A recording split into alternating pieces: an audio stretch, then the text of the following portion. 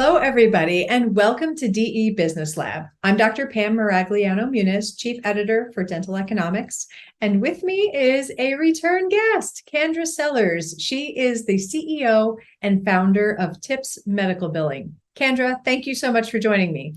Absolutely. Thank you so much for having me again. I'm super excited about today's episode. I'm excited too, because I know when we had this conversation last time, I had this inkling that people were going to want to learn more. And that's what happened. You joined me last time, people sent in questions, and they want to know, how do you become in network with medical insurance? Or do we have to be in network with medical insurance? So we need to do a deeper dive this time. Absolutely. Let's do it. So what's the scoop? How do we become in network, or do we have to with medical insurance? How does that all work? So you can, well, let me start by saying there are some carriers that allow you in network. There are some that do not. So it really just depends on the carrier and exploring in your area what's possible. You do not have to be in network to be able to submit medical claims. So that's a great thing. And many offices choose not to be in network because they want to, get reimbursed their full billed fee that they've submitted to the carrier. So they have that. And I think, there's some feeling of, I don't want to be in network because I've been in network with dental, or I am in with dental and I don't want to do that.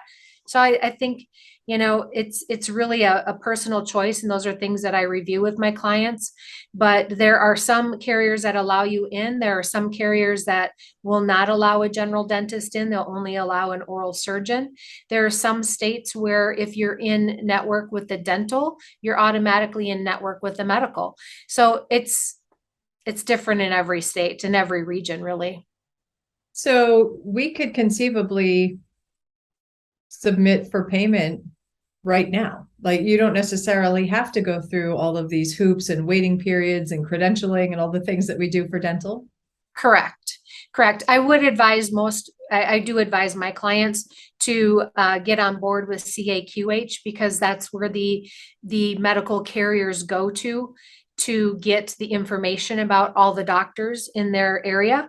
So it's great to have your credentials uploaded into CAQH.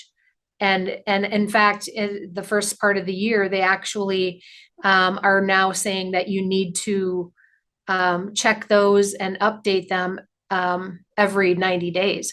So it's very, very good to have that because your claims will they'll process through much more smoothly than if the carrier doesn't have your information correctly.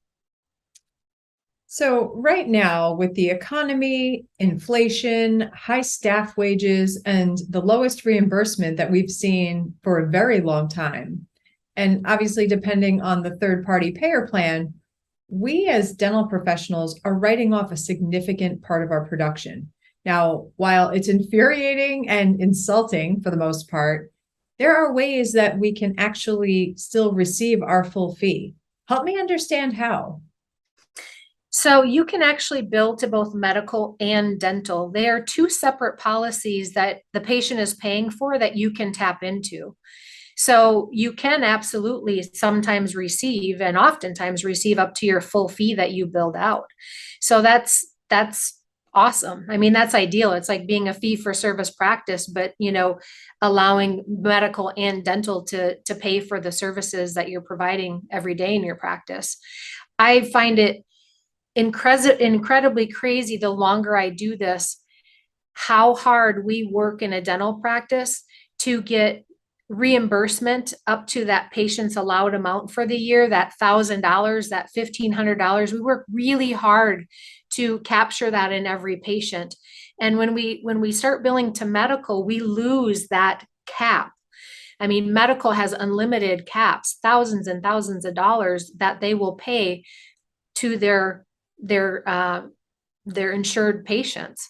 So we lose a lot of that. We lose a lot of the frequencies that, really dental has dictated a lot of things in our practices, including the fees, including how often we take a PAN or FMX. including how often we can bill for an evaluation. Like it doesn't even make any sense. It's really truly a benefit or a coupon plan, I guess you could say, than it is a true insurance policy. So no, I think the biggest thing to know is that your patients do have benefits for services that you provide in your practice. And that's what's really exciting, because we're the only specialty, the only medical specialty that can actually bill to both medical and dental. And there's no additional cost to the patient.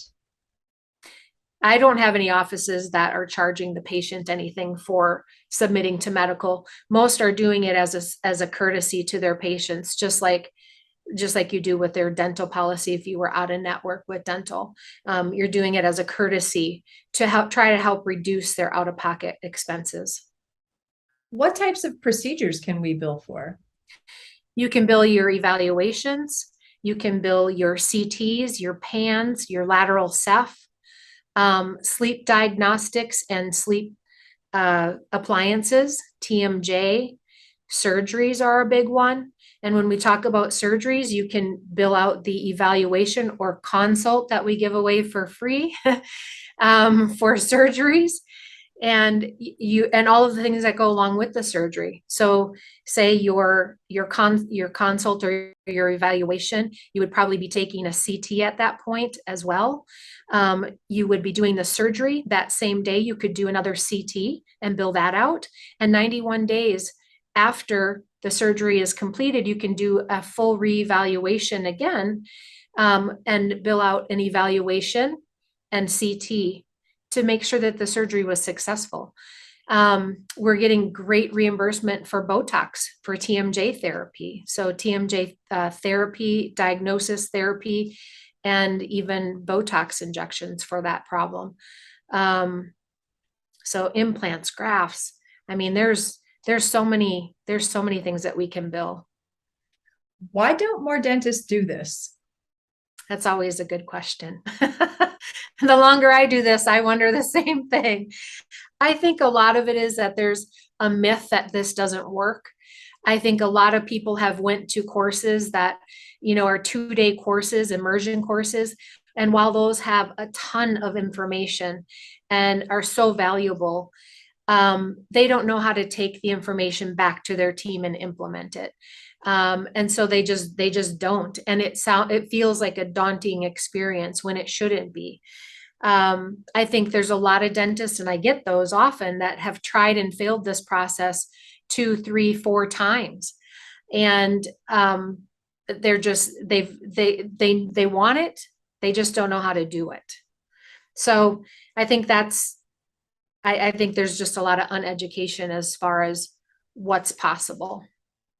Well, it sounds to me that there's systems that need to be put in place, and I think having some help to do so is probably really useful. So Absolutely. how can we get started? What's the first step, and where do we learn more? So the first step would be reach out to me. I'm more than happy to do an MBA, or what I call a medical billing analysis of your practice, and find out and undiscover, see what's untapped in your practice as far as being able to bill to medical. What are those opportunities, and how can we work together to get that going? Because I think you'd be surprised as to not only that, but also the reimbursement on the medical side is so different and so much more than the dental side. So it's just a matter of me working with you, your philosophy and your ideas and your goals around medical billing, and putting a plan in place. How do we find you? So the best way to reach me is to either contact me via my website, which is tipsmedicalbilling.com. Or if texting is easier for you, feel free to reach me at 612-418-7870. Or if you want to email me directly, it's Kandra, which is Kandra at tipsmedicalbilling.com. Wonderful. Well, Kandra, I really think that you've been really helpful giving us more information about this topic. I think this is really going to help dental practices, but ultimately help our patients, which is obviously the most important thing. So thank you so much for your time today. Absolutely. Thank you so much. I All look right, forward to hearing from so many of you and getting this process started because it will be a game changer for your practice. Well, you've heard it here. So for DE Business Lab, I'm Dr. Pam Maragliano Muniz, and we'll see you next time.